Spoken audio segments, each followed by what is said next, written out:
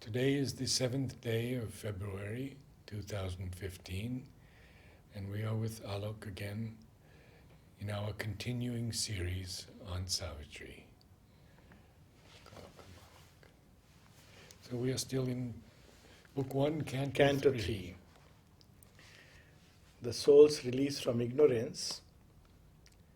So what we see in this canto, Sri Aurobindo describes some of the changes, some of the effects of entering into that newer, higher, greater consciousness. And the mother spoke of this particular canto and canto 5 that this is what the new man would be. Right now, these powers, these faculties of knowledge, we see in canto 3, Sri Aurobindo describes how oft inspiration with its lightning feet, the nature of cognition and understanding through the rational processes, by analysis of the surface, that will change completely. Because right now we look at the surface data, we analyze it, and we conclude based on reason. And that's what we call knowledge. And it's mostly empirical? It's empirical, even when it is statistical and we have a whole lot of data, it still gives us only the surface knowledge.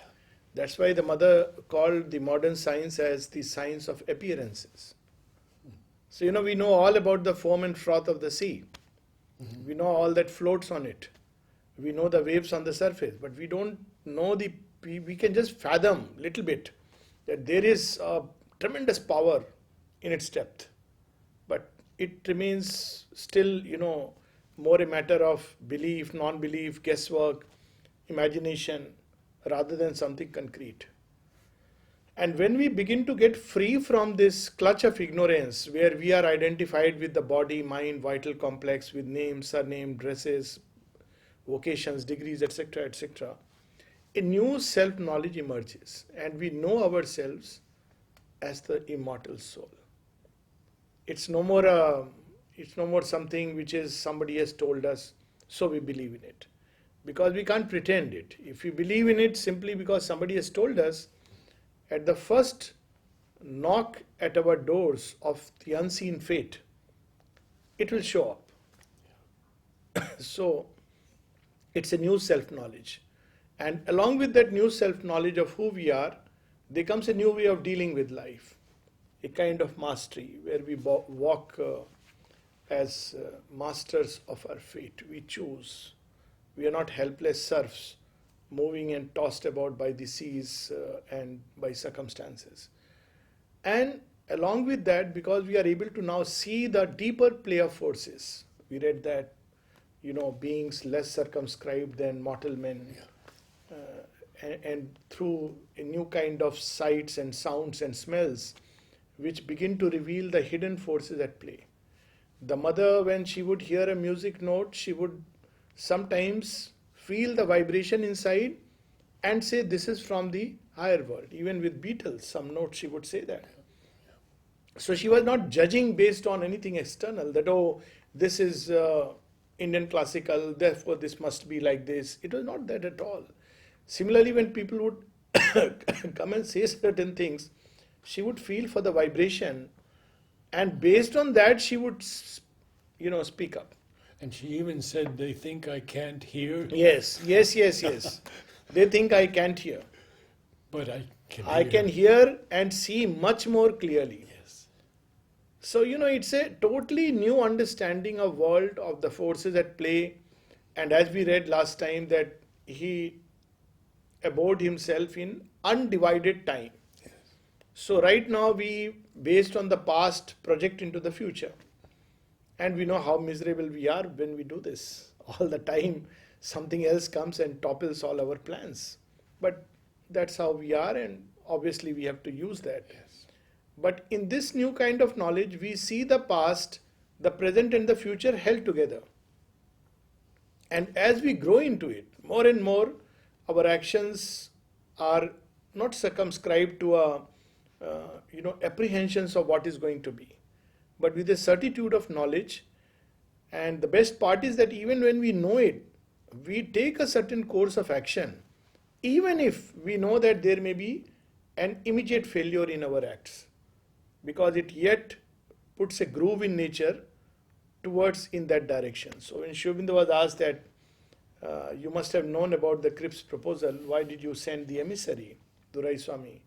And he said that, well, it is to determine yet the groove of the future. So that means the actions are no more for immediate success, but for long-term gains. We see not just what is going to happen immediately. And Mother has named the flower disinterested work. Yes, done for the divine.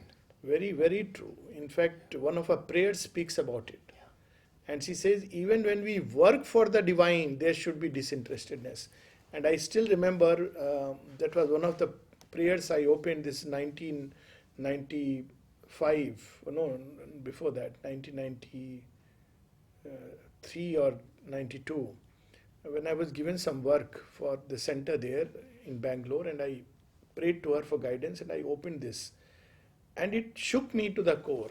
Because I said, this is your work and you are asking me to be disinterested. So I looked at the dictionary meanings, and slowly the sense dawned upon me. The real sense dawned after 3-4 years, that why this was the first guidance given. So, disinterested work is, otherwise we are so much result oriented, which brings frustration. And that's why man is not given the foreknowledge, because unless he is equipped with that right consciousness and the right attitude, he will immediately put his hands up. And we don't realize sometimes immediate failures and maybe many successive failures open the door to a future success. Sri Aurobindo says the world has advanced through half a dozen revolutions, which were mostly failures in their own time. His failure is not failure. Whom God God leads. leads.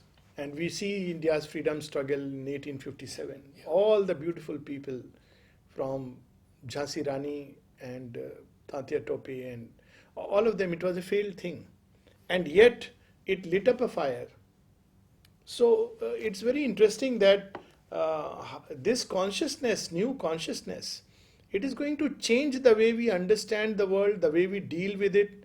And as we were reading, even in plants, animals, and inanimate objects, we become aware of a secret consciousness. So our dealing changes. It's not because somebody tells us mentally, not because of a moral, social, or religious rule, but simply because we see things differently and therefore we do differently. And that's what is summarized towards the end. Also, something very important which comes in between, that this is not a sudden process. So very often people believe that you are either in ignorance or knowledge, like a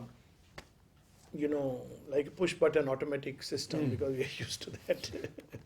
You put a switch and suddenly there is illumination. Well, in a fundamental part there is illumination like that, but then there are other rooms.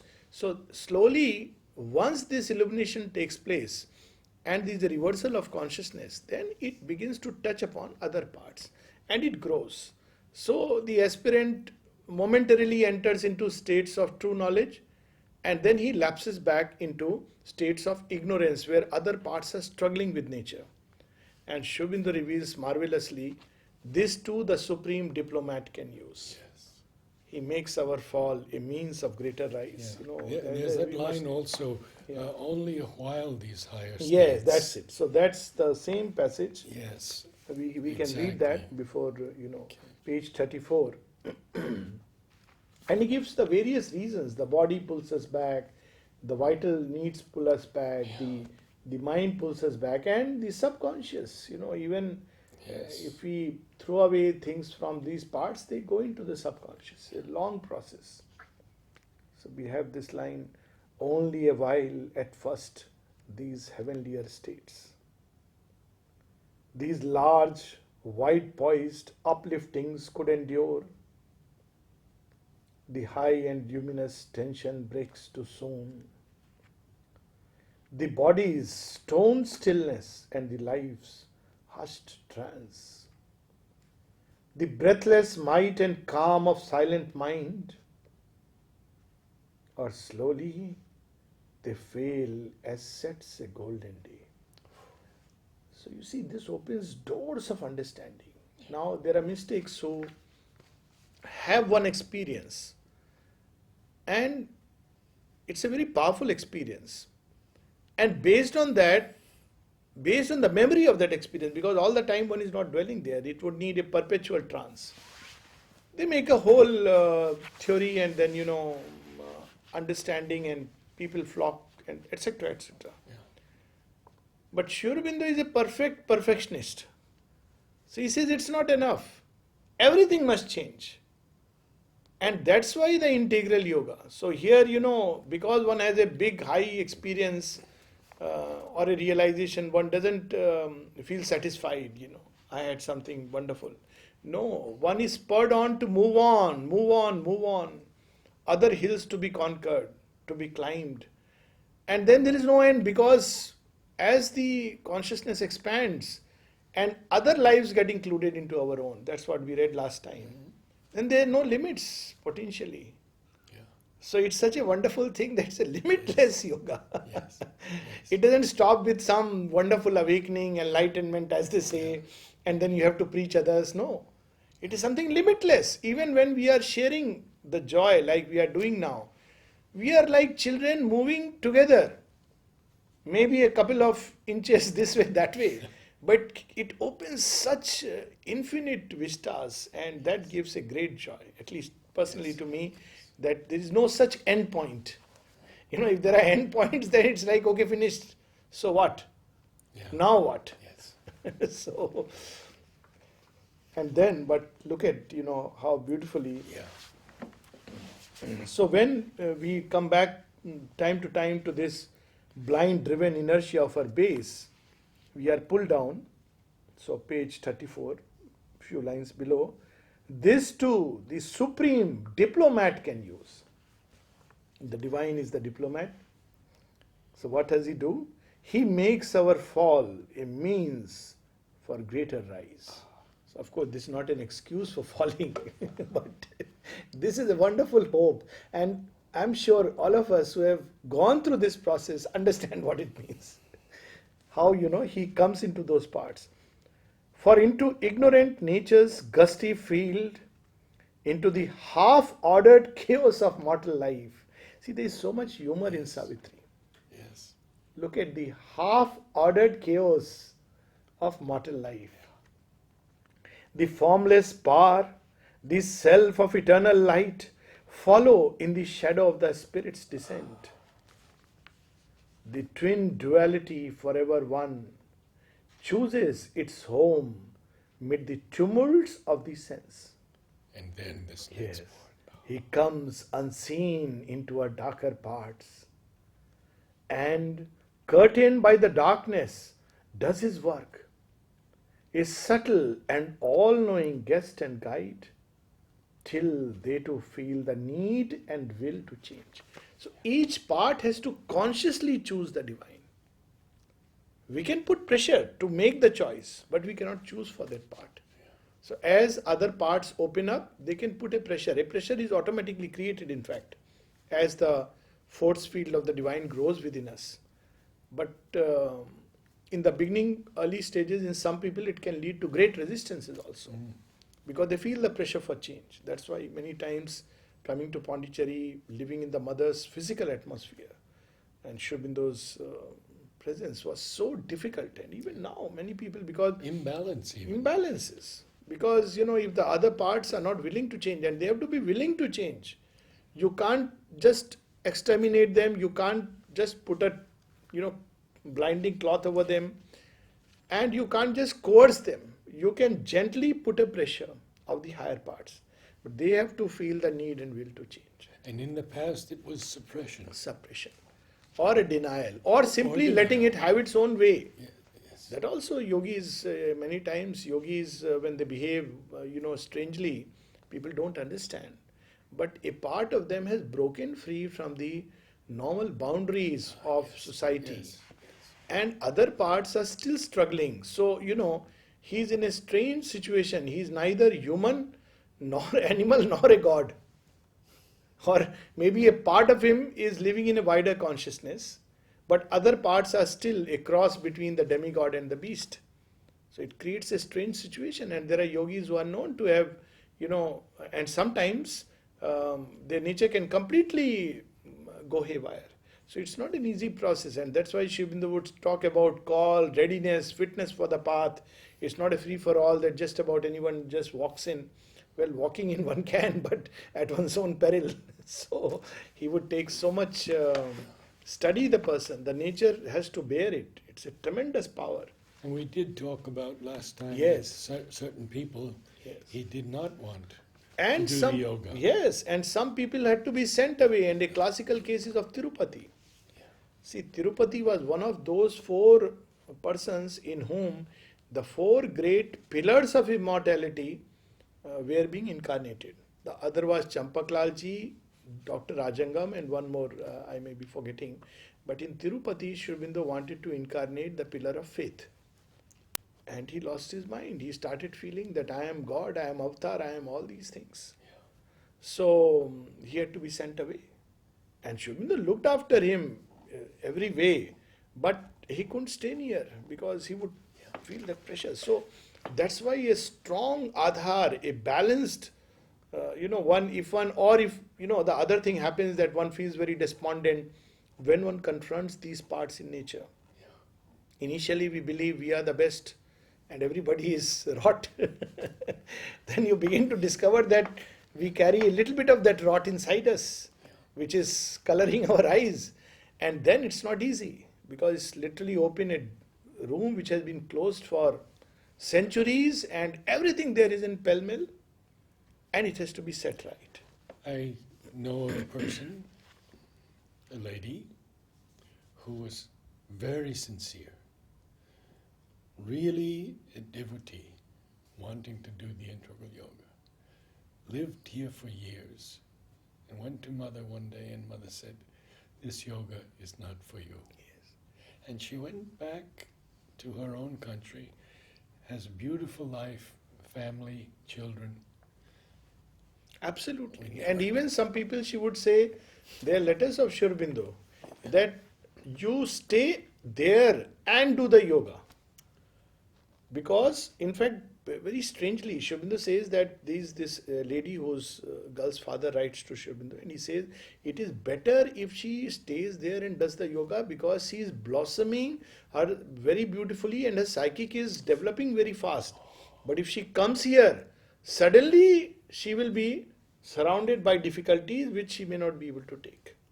So you see, the way the divine looks at life and that consciousness is very different from our little limited human consciousness. And many times he would say, even if you come here, nothing will happen.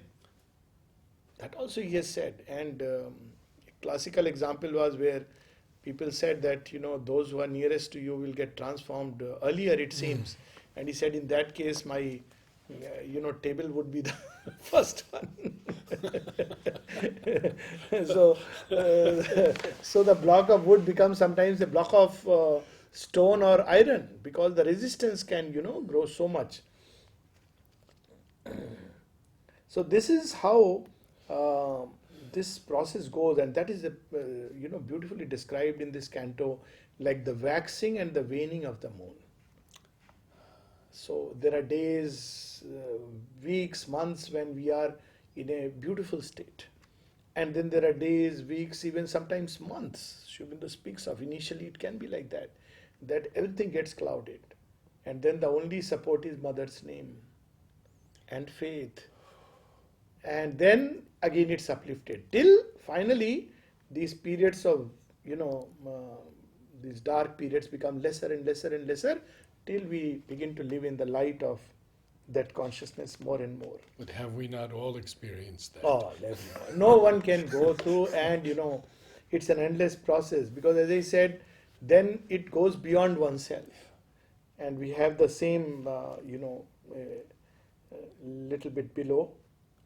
Always the par poured back like sudden rain. So the rain of the Vedic rishis, they spoke about the rain. Or slowly in his breast a presence grew.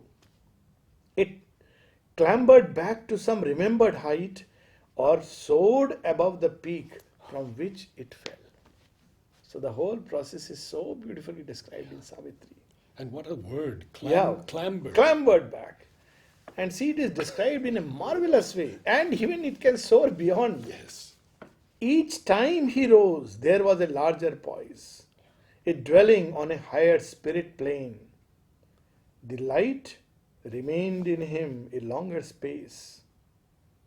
In this oscillation between earth and heaven, in this ineffable communion's climb, there grew in him, as grows a waxing moon, the glory of the integer of his soul. So this is the process of release from ignorance. So beautifully described. It's not like a one-point enlightenment where suddenly on one day you wake up from samadhi and say, I got it. Now I have to only tell others about it. So it's so wonderful. It's a 24/7 yoga. And the beauty is, it's not about you, some people take it in this way, I have to remain straight. No. She's doing the yoga and you have to become more and more conscious of her doing the yoga. And then this 24/7 engagement is so wonderful. You start taking delight in it. Otherwise the life appears so meaningless and absurd when you are not able to feel that. So, and how can human effort do this yoga? It's impossible. So this is the consciousness in which Ashapati grows, and obviously then, page 44, 45, the last bit of this canto. Thus came his soul's release from ignorance, his mind and body's first spiritual change. So this is the first transformation that takes place, a spiritualization of our motives, of our vision, of our way of life. It's not yet the supramental change, but this is the first aspect.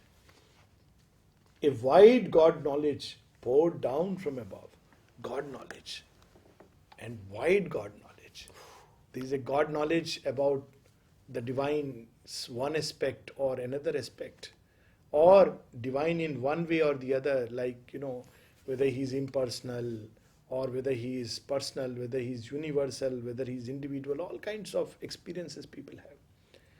But this is a wide God knowledge which combines these aspects of the divine and reveals it in a multitudinous way behind creation. So it's a wide God knowledge, a new world knowledge broadened from within. There is a new set of eyes we get and a new, set of will and motives through which we act. His daily thoughts looked up to the true and one. His commonest doings welled from an inner light. Welled from an inner light. Commonest doings. So that's how all life becomes yoga. It's not that we can do anything and say that all life is yoga.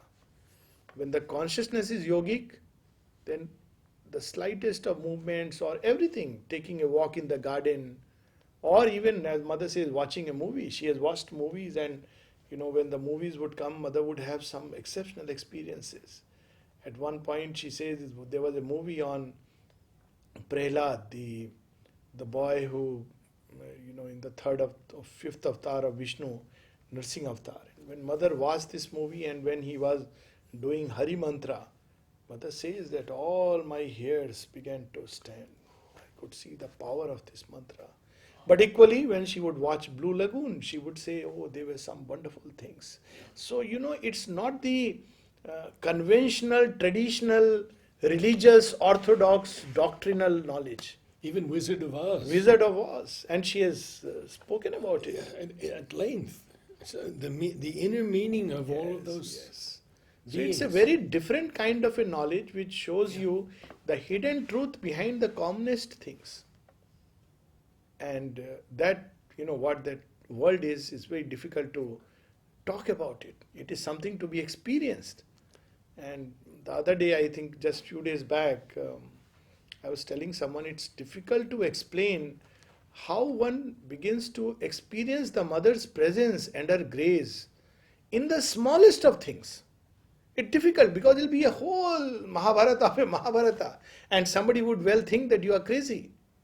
Why you are dragging mother in everything? Mother should be only when you are meditating in your silent space of the soul.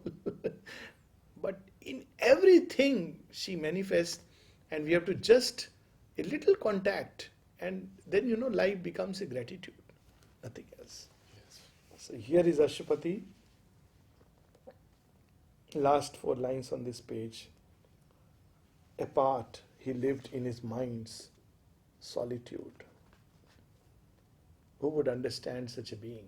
Yes. When somebody asked Sri Aurobindo, sir, what are you doing in Pondicherry? Sri Aurobindo took a while and then he said, well, nothing. What could he say?